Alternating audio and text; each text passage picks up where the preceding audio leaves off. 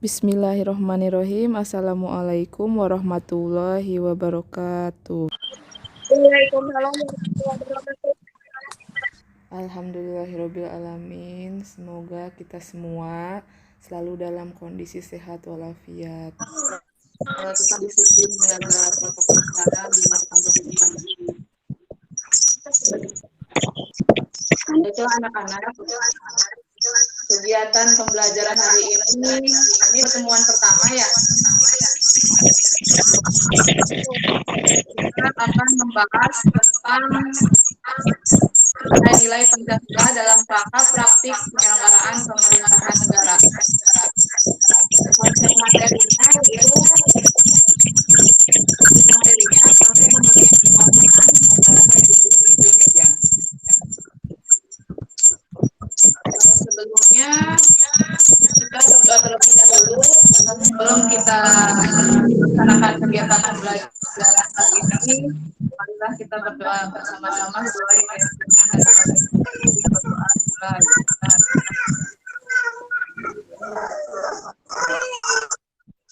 Berdoa selesai. Nah, setelah berdoa jangan lupa anak untuk absensinya sudah ibu kirim link di kolom chat Google Meet. Sebelum kita ke materi, kita dengarkan terlebih dahulu ya lagu wajib nasional Garuda Pancasila. Coba kita dengarkan dan hayati dengan baik, dengan seksama.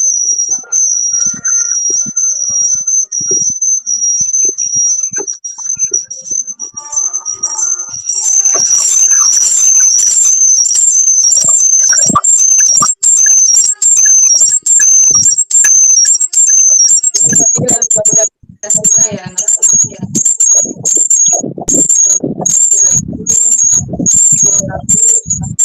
Yang menjelaskan bahwa ideologi Pancasila dan lambang kita itu burung Garuda ya, jangan sampai lupa. Pada pertemuan pertama ini ada kompetensi dasar dan indikator pencapaian kompetensi yang harus kalian capai. Nah, anak-anak, Ibu punya pertanyaan nih untuk kalian yang berkaitan dengan materi. Apa sih yang kalian ketahui mengenai kekuasaan itu? Najwa, silakan Najwa. Kekuasaan adalah kemampuan untuk mengatur sebuah kelompok atau orang lain agar dapat melakukan yang diperintahkan. Ya, jawaban yang sangat bagus ya. Ada lagi yang ingin menjawab selain Najwa? Kekuasaan adalah kemampuan untuk mempengaruhi orang lain untuk bertindak sesuai perintah. Kekuasaan adalah kemampuan untuk mempengaruhi orang lain agar bertindak sesuai perintah. Oh iya betul ya. Betul.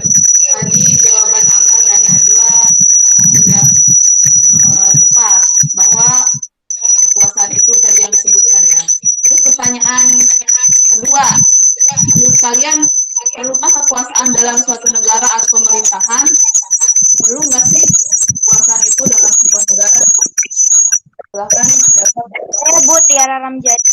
Ya, sebutkan Tiara. Kekuasaan dalam suatu negara itu perlu agar ada yang mengatur, memerintah, atau negara tidak tahu.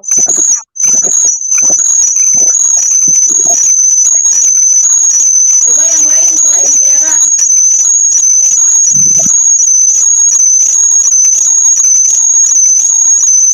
Tidak ada. Jadi Ibu dengarkan sih Tiara jawabnya perlu ya Tiara, karena agar ada yang mengatur menjalankan kekuasaan agar negaranya tidak kacau begitu ya. Iya Bu.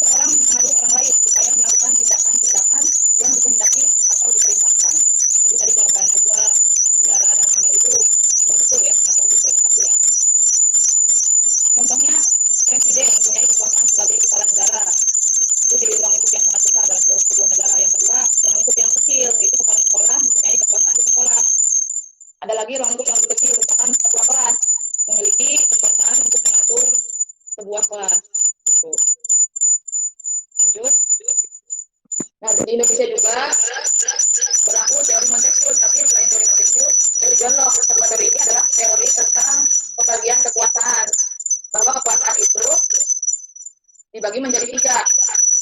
Menurut teori Montesquieu, kekuasaan itu ada kekuasaan legislatif, eksekutif, dan yudikatif. Sementara teori John Locke mengatakan bahwa kekuasaan itu ada legislatif, eksekutif, dan federatif.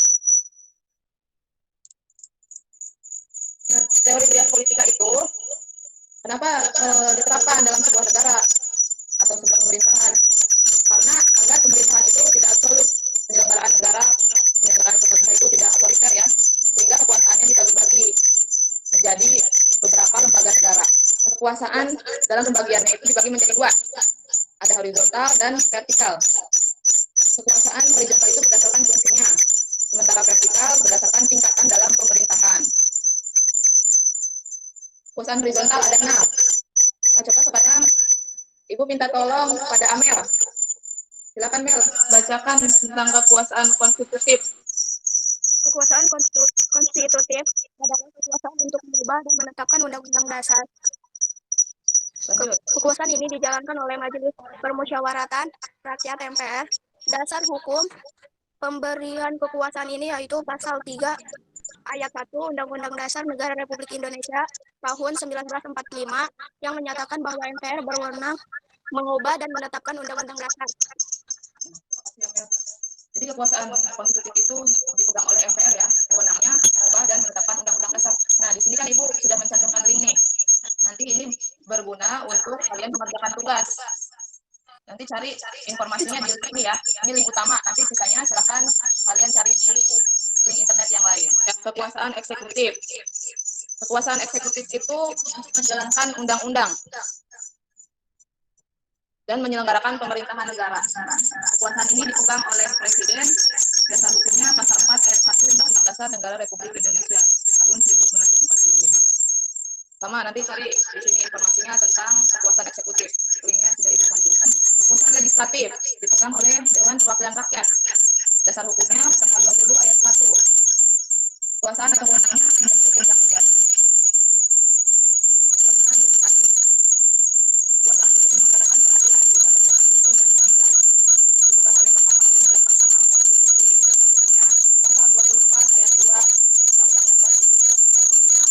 Kekuasaan eksaminatif atau inspeksi. Coba Reka bantu Ibu. Kekuasaan eksaminatif itu seperti apa, Reka? Itu kekuasaan yang berhubungan dengan penyelenggaraan atas dan tanggung jawab tentang keuangan negara. Yang kedua, kekuasaan ini dijalankan oleh Badan Pemeriksa Keuangan. Yang ketiga, Pasal 23E Ayat 1 UUD Negara Republik Indonesia tahun 1945 yang menyatakan bahwa untuk memeriksa pengelolaan dan tanggung jawab tentang keuangan negara diadakan satu badan pemeriksa keuangan yang bebas dan mandiri. Kekuasaan moneter. Bahwa kekuasaan moneter itu untuk menetapkan dan melaksanakan kebijakan moneter, mengatur dan menjaga kelancaran sistem pembayaran, serta memelihara kestabilan nilai rupiah. Dipegang oleh Bank Indonesia selaku Bank Sentral di Indonesia. Dasar hukumnya Pasal 23D Undang-Undang Dasar Negara Republik Indonesia tahun 1945. Nah, tadi kita sudah membahas kekuasaan horizontal ya. Ada yang ingin ditanyakan atau yang belum paham, silakan Ibu beri kesempatan untuk bertanya. Kalau tidak ada, berarti kita lanjut. Nah, yang kedua, pembagian kekuasaan vertikal. Itu berdasarkan tingkatan pemerintahannya ya. Dasar hukumnya Pasal 18 Ayat 1 Undang-Undang Dasar Negara Republik Indonesia. Ini yang menjadikan adanya otonomi daerah di Indonesia ya, bahwa pemerintah pusat melimpahkan kekuasaannya kepada pemerintah daerah untuk mengatur daerahnya sendiri berdasarkan potensi daerahnya masing-masing. Antar kekuasaan legislatif dan eksekutif ya, dalam pembuatan dan pengesahan undang-undang. Kita akan menganalisis sistem pembagian kekuasaan negara Republik Indonesia berkaitan dengan tugas dan wewenang lembaga negara yang harus kita analisis bersama. Karena jumlah peserta didik ada 20 orang, maka Ibu akan membagi menjadi 5 kelompok. Setiap kelompok menganalisis sebuah kasus, kemudian mempresentasikannya yang diwakili oleh ketua kelompoknya masing-masing. Silahkan kepada ketua kelompok 1 untuk mempresentasikan hasil diskusi Ya Bu, kelompoknya. baik Bu. Menurut Silakan, kelompok Amel. 1, bahwa artikel tersebut sudah sesuai dengan sistem pembagian kekuasaan negara karena yang berhak menangani kasus hukum adalah lembaga kehakiman, contohnya kejaksaan.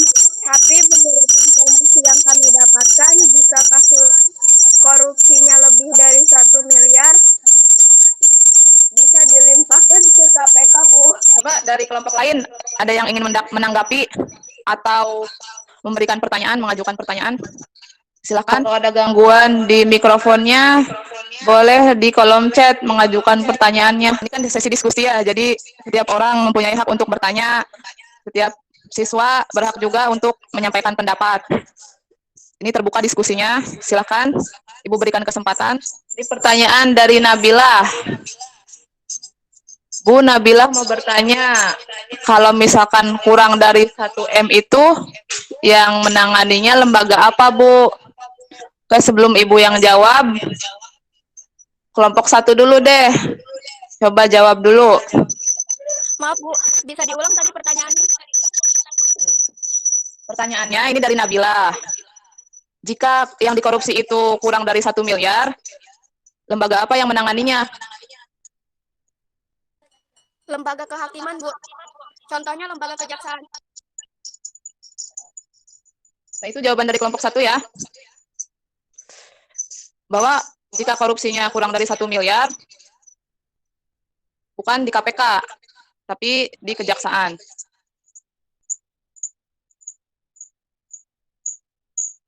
Oke, terima kasih Nabila dan Amel atas pertanyaan dan jawabannya. Anak-anakku, karena waktunya terbatas, kita lanjutkan diskusinya di grup WA saja ya. Nah, Ibu akan memberikan kalian tugas. Ini tugasnya sudah Ibu share di grup WA kelas ya. Ini Ibu punya quotes yang bagus nih dari orang-orang yang berpengaruh di dunia ya. Salah satunya dari Insinyur Soekarno. Gantungkan cita-citamu setinggi langit. Bermimpilah setinggi langit. Jika engkau jatuh, engkau akan jatuh di antara bintang-bintang. Jadi mimpi itu gratis ya. Cita-cita itu gratis. Silahkan kalian bermimpi setinggi mungkin. Dan tentunya harus dicapai dengan kerja keras dan usaha. Jadi jangan pantang menyerah. Kalian pasti bisa. Nah, Ibu punya kuis nih. Coba diklik ya linknya. Najwa, peringkat pertama ya. Lanjutkan.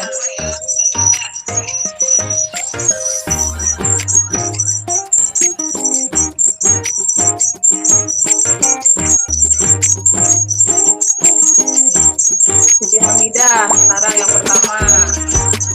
Ayo, jangan mau kalah ya.